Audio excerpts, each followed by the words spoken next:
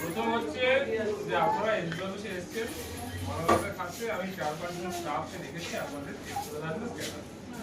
তার মানে এই নয় যে সব ড্রাইভার এনজিওর কাছে আছে, এনজিও কিছুটা ড্রাইভার রাস্তা দুজন মিলে আমরা চেষ্টা করেছি, এমসি থেকেও চেষ্টা করা হয়েছে। এমসি থেকেও গেছে না, সব এখানেই চলে এসেছে।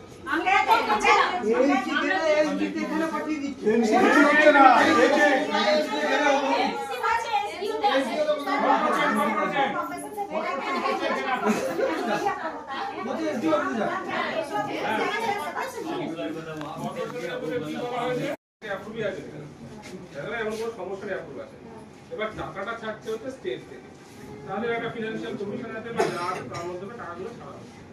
এবং আজকের দিনেও টাকা ছাড়া হবে, কালকেও টাকা ছাড়া হয়েছে। এবং যে সবাই যেটা অ্যাপ্রুভ আছে, আপনারা তো কেউ রিজেক্ট হননি, অ্যাপ্রুভ আছে।